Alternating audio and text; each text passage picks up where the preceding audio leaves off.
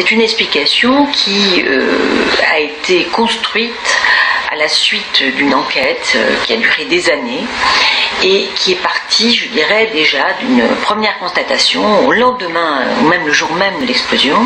C'est les recherches qui ont pu être faites sur le cratère qui a été laissé par l'explosion. Donc les experts, les pompiers, les policiers sont allés sur ce cratère, autour du cratère, ont relevé tous les débris, tous les petits morceaux, les traces d'explosifs, tout ce qu'on pouvait essayer d'y trouver. Et ils ont ratissé tout cela et très rapidement ils ont vu qu'il n'y avait pas d'explosifs, pas de détonateurs, pas de kamikazes qui auraient pu exploser dans le tas de nitrate qui avait explosé. Bref, aucun signe d'un acte provoqué, d'un acte volontaire. C'est d'ailleurs la raison pour laquelle, très rapidement, trop rapidement pour certains, le procureur de la République de l'époque avait déclaré c'est à 99% un accident, une explosion d'origine accidentelle, tout simplement parce que très vite on a vu qu'il n'y avait rien. Et lorsqu'il y a un attentat, lorsqu'il y a un acte volontaire, eh bien, il y a des signes, on voit la trace, même parfois par petits débris qui sont retrouvés sur les lieux, de ce qui a servi à provoquer l'explosion. Donc ça c'est une première chose, mais bien sûr l'enquête ne s'est pas arrêtée là, elle a continué, et les policiers ont essayé de trouver une explication à cette explosion, et ils ont assez rapidement compris que la dernière personne qui était rentrée dans ce hangar qui a explosé, c'était un sous-traitant chargé du nettoyage.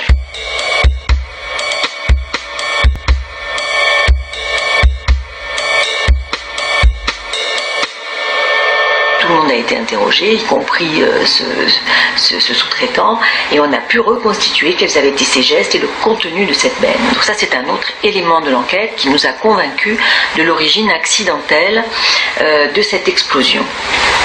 Et enfin, des experts ont testé si tous ces produits-là, qui ont été mélangés par inadvertance à ce moment-là, pouvaient effectivement exploser spontanément. Ils ont fait plusieurs tests. Ça n'explose pas à tous les coups. C'est la raison d'ailleurs pour laquelle on a critiqué ces expertises. Pourquoi ça n'explose pas à tous les coups? Parce que c'est comme quand on fait de la chimie ou de l'alchimie, c'est-à-dire il faut un certain dosage. Si vous mettez trop d'un produit, moins, s'il y a de l'humidité, s'il n'y en a pas, ça n'explose pas tout le temps. Il faut qu'il y ait effectivement un certain dosage de ces produits pour qu'ils explosent. Donc ils ont trouvé cela, ils ont trouvé quel était le dosage nécessaire d'humidité et de produits pour que ça explose, et on a regardé quelles étaient les conditions ce jour-là, et ils ont trouvé que ces conditions étaient réunies. Et c'est ainsi que cette enquête s'est terminée, et c'est sur ces raisons très objectives que notre conviction en tant que partie civile a été fondée.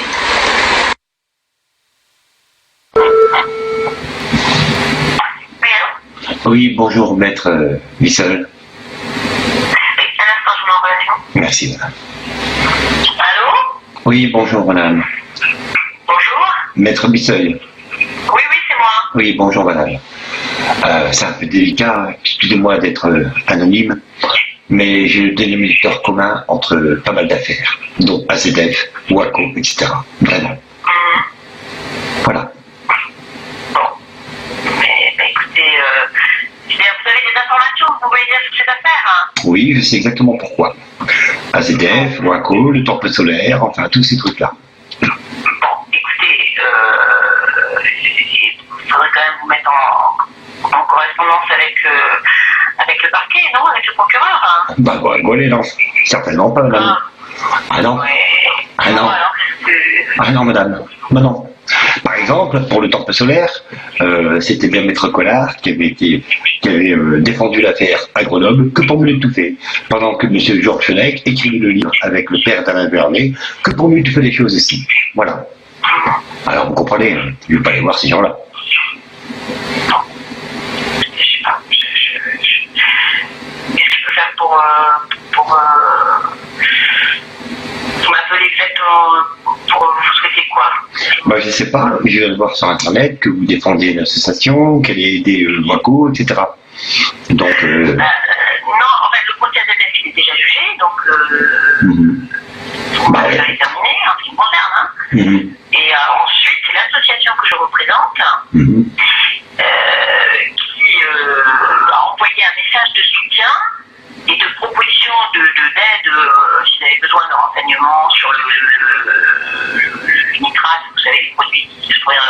aux victimes de Waco. Voilà.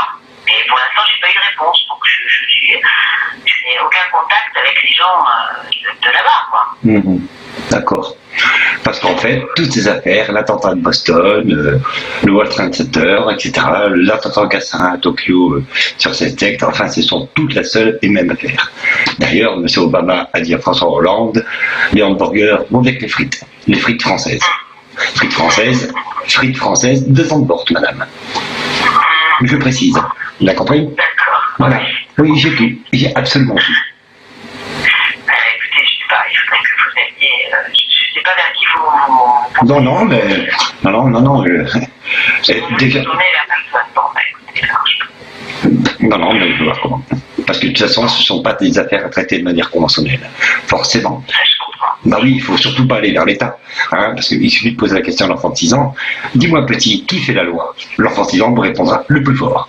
Et qu'est-ce qui fait le plus fort? Bah, ensuite, il met des lois pour rester plus fort, tout simplement. Bah oui.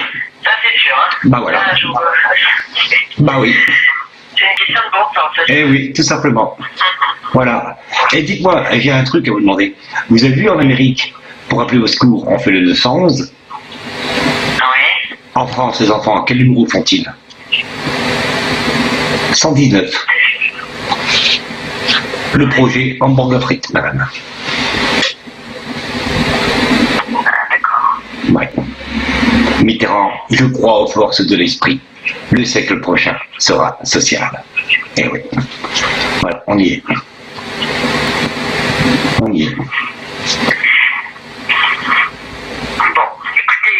je vous remercie en tout cas de m'avoir témoigné votre confiance en m'appelant et puis je reste à votre disposition. Madame, je pense, mais madame, je cherche des gens qui n'auront pas peur, parce que là on risque nos vies. Mais je ne vais pas vous embêter. Si je vois que vous avez un peu peur, bon ben je vous laisse et puis voilà. Bah oui, vraiment, on risque nos vies, puis c'est tout. Là, je téléphone avec un portable que je vais balancer dans 2 minutes, que je viens d'acheter à Carrefour en passant, j'ai rechargé, puis voilà. Et à chaque fois pour téléphoner, je me déplace d'une ville à une autre. Voilà.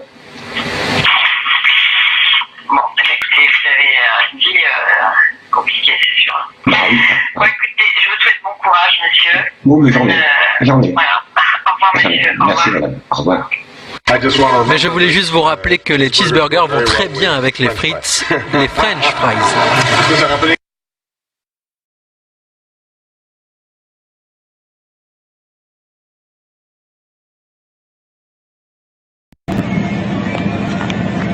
It should collapse. Window. Are you serious? Yeah. Oh, you okay? Dad? You okay? Dad, I can't hear. Come here. I can't hear. Get out of here. Please get out of here. Oh my God. Please get out of here. Please get out of here. Oh my God. Dad, please get out of here. I can't Chloe. hear. I can't hear Oh, anything. shit. I can't hear anything. Oh my God. Dad. Vous êtes en train de reproduire ce que votre propre peuple a subi, mais vous êtes trop con pour vous en rendre compte. Bande de bouffons, comment osez-vous brandir ce symbole? Toi, va te faire enculer. Enculer le sale plomb. Ce drapeau représente le racisme à l'état pur. Sale beauf, dégagez tous de mon chemin. Les Arabes sont racistes? Mais bien sûr. C'est la même connerie d'excuses que vous utilisez depuis des années. C'est exactement ce que votre propre peuple a subi. Et vous devriez le savoir. J'espère que vous allez payer pour ce que vous avez fait. Bande d'enculés.